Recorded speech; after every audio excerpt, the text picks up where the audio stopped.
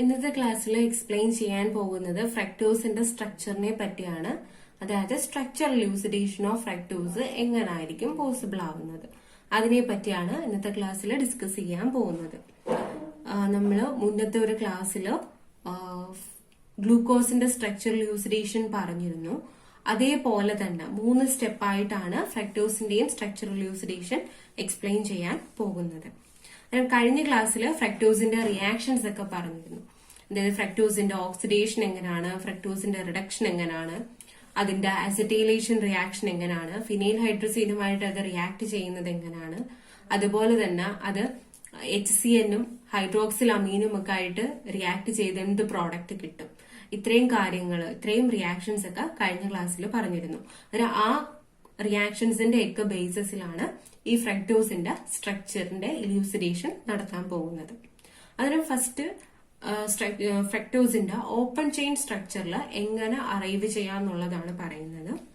കാരണം structure ഇലൂസിഡേഷന്റെ first സ്റ്റെപ്പായിട്ട് നമ്മൾ പറയുന്നത് elemental analysis and molecular weight determination confirms that the molecular formula of fructose is C6H12O6.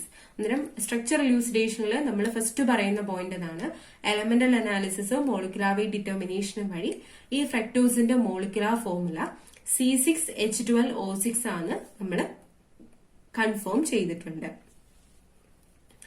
പിന്നെ നമ്മൾ കൺസിഡർ ചെയ്യുന്നത് ഫ്രക്ടോസിന്റെ റിഡക്ഷനെ പറ്റി പറയുന്നു. അതിനും ഫ്രക്ടോസിനെ റെഡ്യൂസ് ചെയ്യുമ്പോൾ സോഡിയം അമാൽഗം വെച്ചിട്ട് റെഡ്യൂസ് ചെയ്താൽ equimolar mixture of sorbitol and mannitol form ചെയ്തു. ഇതിനെ നമ്മൾ ഫോസ്ഫറസിൻ HI വെച്ചിട്ടാണ് റെഡ്യൂസ് ചെയ്യുന്നതെങ്കിൽ നോർമൽ ഹെക്സൈൻ ആണ് കിട്ടിയത്. അതിനും ഈ നോർമൽ ഹെക്സൈൻ ഫോം ചെയ്യുക മീൻസ് നോർമൽ ഹെക്സൈൻ എന്ന് വെച്ചാൽ ബ്രാഞ്ചിങ് ഒന്നും ഇല്ലാത്ത ഒരു സ്ട്രെയിറ്റ് ചെയിൻ കോമ്പൗണ്ട് ആണ്. അതിനും നോർമൽ ഹെക്സൈൻ ആണ് ഈ ഫ്രക്ടോസിനെ റെഡ്യൂസ് ചെയ്തപ്പം ഫോം ചെയ്യുന്നത്. അതിന് അതുവഴി നമുക്ക് കൺക്ലൂഡ് ചെയ്യാൻ പറ്റും 6 carbon atoms in fructose are in a straight chain manner. അതായത് ഫ്രക്ടോസിലുള്ള 6 കാർബണും ഒരു സ്ട്രെയിറ്റ് ചെയിൻ മാനറിലായിരിക്കും അറേഞ്ച് ചെയ്തിരിക്കുന്നതെന്ന് നമുക്ക് കൺഫേം ചെയ്യാനായിട്ട് പറ്റും.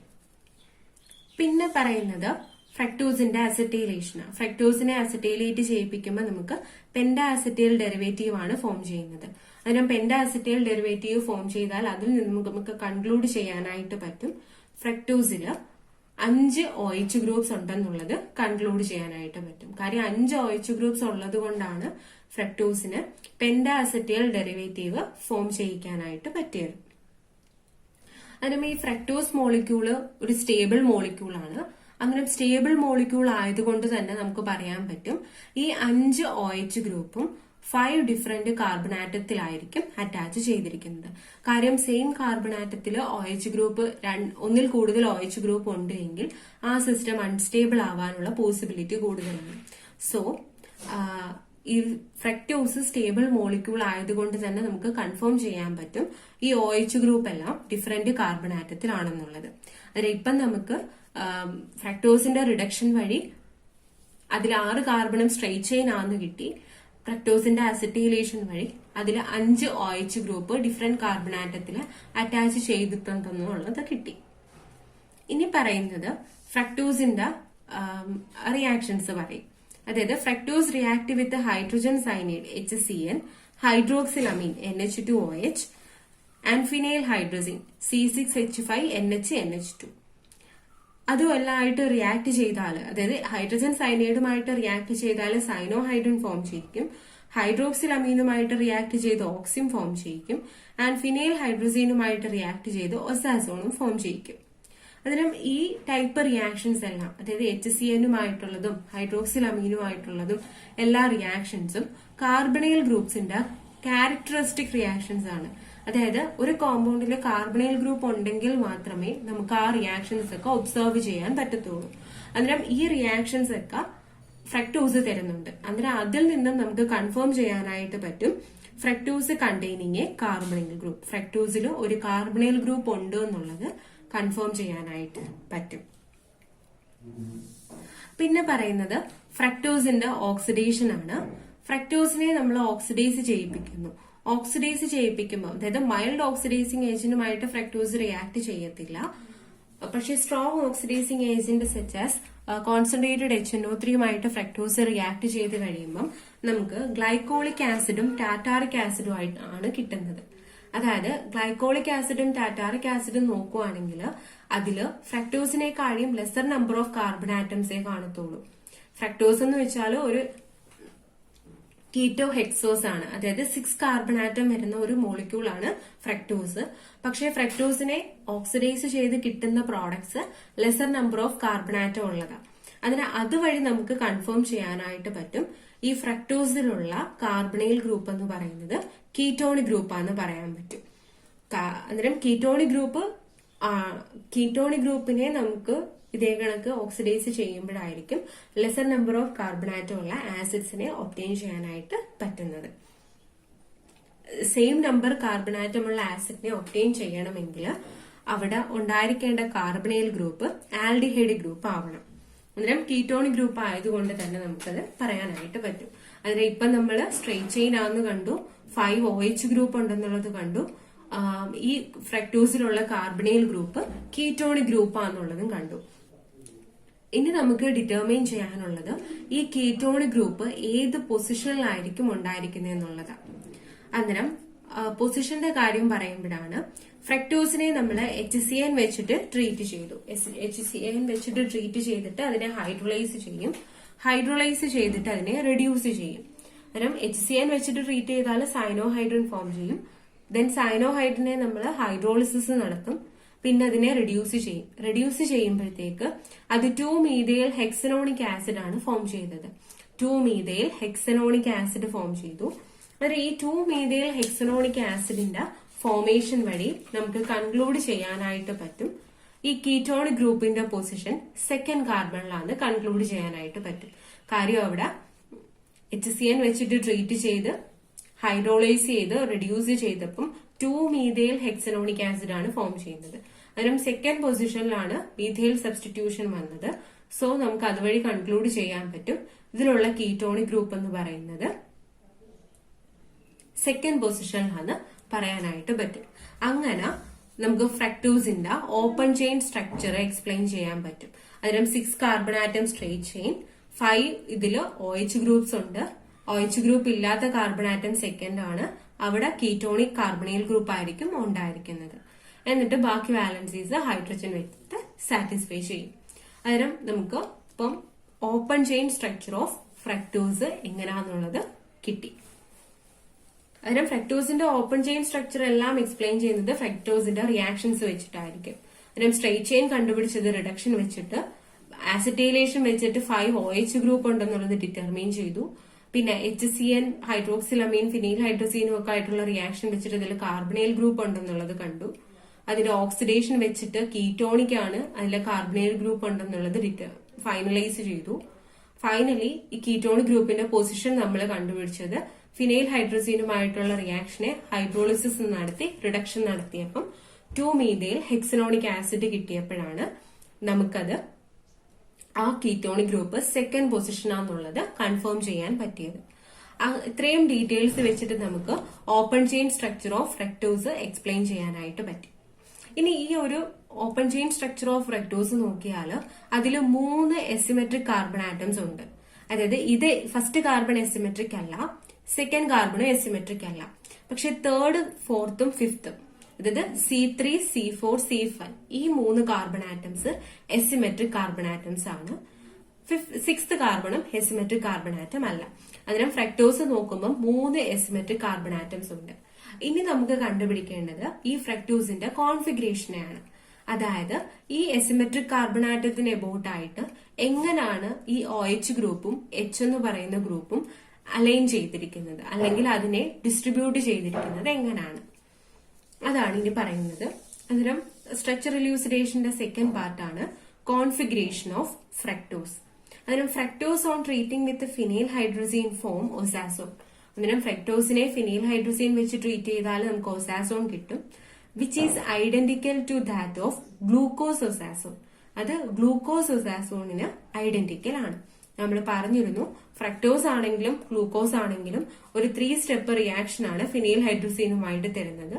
ഫൈനലി അത് രണ്ടും ഫോം ചെയ്യുന്നത് ഗ്ലൂക്കോസ് ആണെങ്കിൽ ഗ്ലൂക്കോസ് ഒസാസോൺ ഫോം ചെയ്യും, ഫ്രക്ടോസ് ആണെങ്കിൽ ഫ്രക്ടോസ് ഒസാസോൺ ഫോം ചെയ്യും. പക്ഷെ രണ്ടാണെങ്കിലും അതിന്റെ സ്ട്രക്ചറും സിമിലർ ആണ്. മോളിക്കുലർ ഫോർമുല എല്ലാം സിമിലർ ആണ്. അന്നേരം ഫ്രക്ടോസിനെ ഫിനൈൽ ഹൈഡ്രസീൻ വെച്ച് ട്രീറ്റ് ചെയ്താൽ നമുക്ക് കിട്ടുന്നത് ഗ്ലൂക്കോസ് ഒസാസോൺ ആണ്.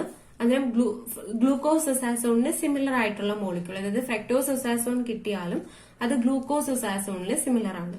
അന്നേരം നമുക്ക് പറയാൻ പറ്റും ഗ്ലൂക്കോസിന്റെ സെയിം കോൺഫിഗറേഷൻ ആയിരിക്കും, അതായത് ഗ്ലൂക്കോസിന്റെ C3യുടെ സെയിം കോൺഫിഗറേഷൻ ആയിരിക്കും ഫ്രക്ടോസിന്റെ C3 കാർബണിന്. അതുകൊണ്ട് തന്നെ C4ന് സെയിം കോൺഫിഗറേഷൻ ആയിരിക്കും, C5നും സെയിം കോൺഫിഗറേഷൻ ആയിരിക്കും, പിന്നെ C6ഉം സെയിം ആയിരിക്കും. അങ്ങനെ നമുക്ക് പറയാൻ പറ്റും. അതാണ് പറഞ്ഞിരിക്കുന്നത്. This clearly shows that the configuration of C3, C4 and C5 carbon atom of glucose and fructose are same. അന്നേരം ഫ്രക്ടോസിന്റെയും ഗ്ലൂക്കോസിന്റെയും C3, C4, C5 കാർബൺ ആറ്റത്തിന്റെ സ്ട്രക്ചർ സിമിലർ ആണെന്ന് പറയാം. And the C1 and C6 carbon atoms are not asymmetric and C2 carbon atom is ketonic carbon. അന്നേരം C1ഉം C6ഉം asymmetric അല്ല. അതേപോലെ തന്നെ C2 carbon atom ketonic carbon atom ആണ്. അന്നേരം ഫൈനലി നമുക്ക് ഈ ഫ്രക്ടോസിന്റെ കോൺഫിഗറേഷൻ എക്സ്പ്ലെയിൻ ചെയ്യാനായിട്ട് പറ്റും. ഫസ്റ്റ് കാർബൺ പഴയതുപോലെ തന്നെ CH2OH എന്ന് പറഞ്ഞു നിൽക്കും, സെക്കൻഡ് കീറ്റോണിക്, തേർഡ് വരുമ്പം ഗ്ലൂക്കോസിന്റെ സെയിം സ്ട്രക്ചർ ആണ്. തേർഡിനും ഫോർത്തിനും ഫിഫ്തിനും ഗ്ലൂക്കോസിന്റെ same structure, HOH, OHH, OHH, finally CH2OH. അന്നേരം ഇതാണ് ഫ്രക്ടോസിന്റെ കോൺഫിഗറേഷൻ എന്ന് പറയുന്നത്. ഇനി ഫ്രക്ടോസിന്റെ കോൺഫിഗറേഷൻ നമുക്ക് കിട്ടി. ഇനി ഈ സ്ട്രക്ചറൽ യൂസിഡേഷന്റെ തേർഡ് പാർട്ടാണ് പറയുന്നത്.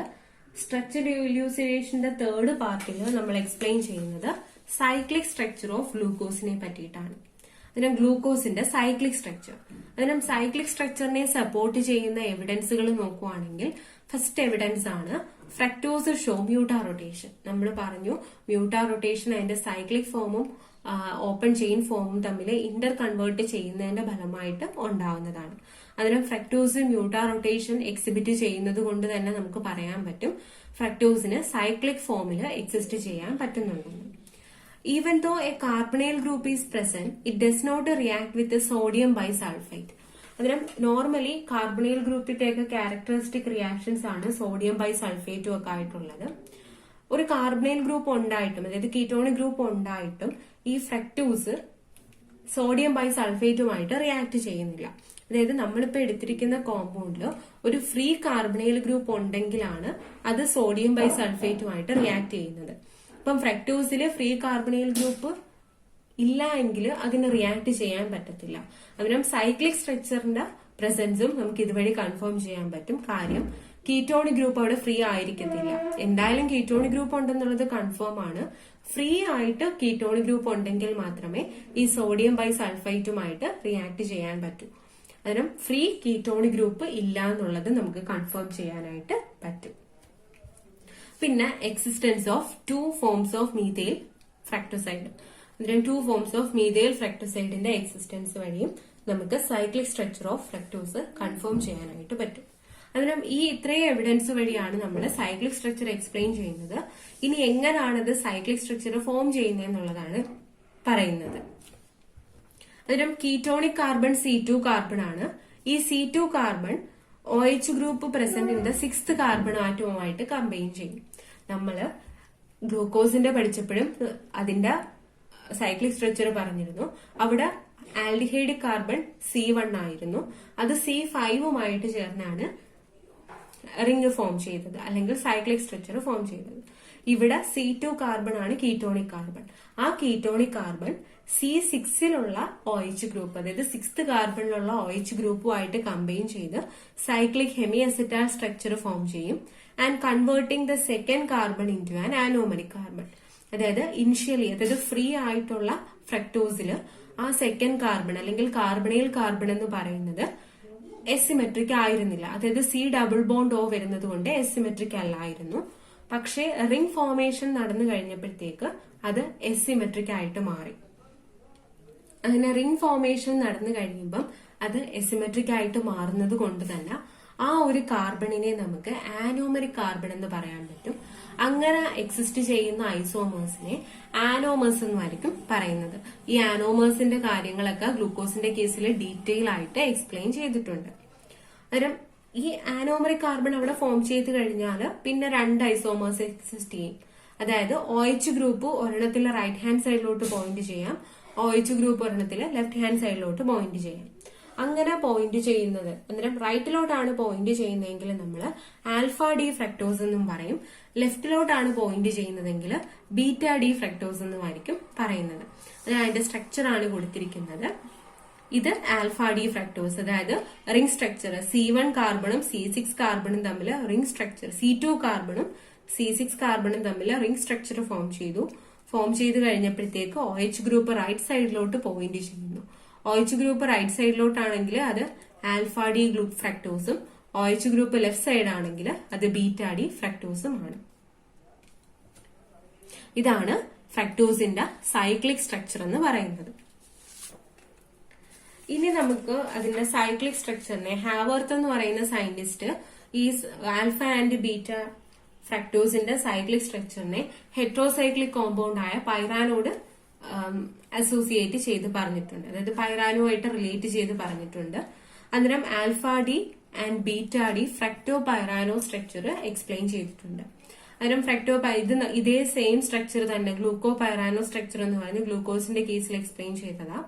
അന്നേരം ഒരു 6 മെമ്പേർഡ് റിംഗ്, അവിടുത്തെ C2 കാർബൺ ആറ്റവും C6 കാർബൺ ആറ്റവും തമ്മിൽ ഓക്സിജൻ വഴി കണക്റ്റഡ് ആണ്. അന്നേരം ഇതാണ് അതിന്റെ ഹെമി അസെറ്റാൽ സ്ട്രക്ചർ എന്ന് പറയുന്നത്. എന്നിട്ട് നമ്മൾ റൈറ്റ് സൈഡിൽ പ്ലോട്ട് ചെയ്ത ഗ്രൂപ്പ്സിനെ ഇത്രയും ബിലോ ദ പ്ലെയിൻ ആയിട്ടും, ലെഫ്റ്റ് സൈഡിൽ പ്ലോട്ട് ചെയ്ത ഗ്രൂപ്പ്, അതായത് സൈക്ലിക് സ്ട്രക്ചറിൽ നമ്മൾ റൈറ്റ് സൈഡിൽ ഏതൊക്കെ ഗ്രൂപ്പിനെയാണോ എഴുതിയിരിക്കുന്നത് അതിനെയെല്ലാം ബിലോ ദ പ്ലെയിൻ ആയിട്ടും, ലെഫ്റ്റ് സൈഡിൽ വരച്ച ഗ്രൂപ്പിനെയെല്ലാം എബോവ് ദ പ്ലെയിൻ ആയിട്ടും വേണം ഈ റിംഗ് സ്ട്രക്ചറിൽ കൊടുക്കാനായിട്ട്. അങ്ങനെയാണ് 2 റിംഗ് സ്ട്രക്ചർ നമുക്ക് കിട്ടും. ആൽഫ ഡി ഫ്രക്ടോ പൈറാനോസും ബീറ്റ ഡി ഫ്രക്ടോ പൈറാനോസ് എന്ന് പറയുന്ന 2 സ്ട്രക്ചർ ആയിരിക്കും കിട്ടുന്നത്.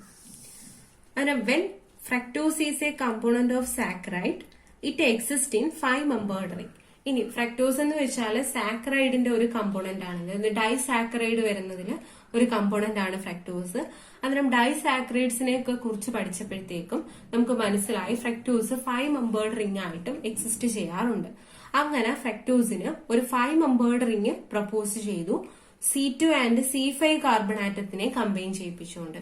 അന്നേരം C2 കാർബൺ ആറ്റവും C5 കാർബൺ ആറ്റവും തമ്മിൽ കമ്പൈൻ ചെയ്യിപ്പിച്ച് ഫ്രക്ടോസിന് ഒരു 5 മെമ്പേർഡ് സ്ട്രക്ചറും എക്സ്പ്ലെയിൻ ചെയ്തിട്ടുണ്ട്. അത് ഫ്യൂറാൻ എന്ന് പറയുന്ന ഒരു 5 മെമ്പേർഡ് ഹെട്രോസൈക്ലിക് കോമ്പൗണ്ടിന് സിമിലർ ആണ്. അതുകൊണ്ട് ഫ്രക്ടോസിന് ഒരു ഫ്രക്ടോ ഫ്യൂറാനോ സ്ട്രക്ചർ ആണ് പ്രപ്പോസ് ചെയ്തിരിക്കുന്നത്. ആ ഫ്രക്ടോ ഫ്യൂറാനോ സ്ട്രക്ചറും താണ്ട 2nd കാർബണും 5th കാർബണും തമ്മിലാണ് അവിടെ റിംഗ് ഫോം ചെയ്തിരിക്കുന്നത്. പിന്നെ റൈറ്റ് സൈഡിൽ പോയിന്റ് ചെയ്യുന്നതിനെല്ലാം ബിലോ ദ പ്ലെയിൻ ആയിട്ട് താഴോട്ടും നമുക്ക് മാർക്ക് ചെയ്യാം, ലെഫ്റ്റ് സൈഡിൽ പോയിന്റ് ചെയ്യുന്നതിനെല്ലാം എബോവ് ദ പ്ലെയിൻ ആയിട്ടും മാർക്ക് ചെയ്യാനായിട്ട് പറ്റും. അങ്ങനെ ആൽഫ ഡി ഫ്രക്ടോ ഫ്യൂറാനോസും ബീറ്റ ഡി ഫ്രക്ടോ ഫ്യൂറാനോസും നമുക്ക് കിട്ടും. അന്നേരം ആൽഫ ഡി ഫ്രക്ടോ ഫ്യൂറാനോസിൽ OH group on the right hand side, beta D fructo ഫ്യൂറാനോസിൽ OH group on the left hand സൈഡും ആയിരിക്കും. അന്നേരം ഇത്രയുമാണ് ഫ്രക്ടോസിന്റെ സ്ട്രക്ചർ ഇലൂസിഡേഷൻ എന്ന് പറയുന്നത്.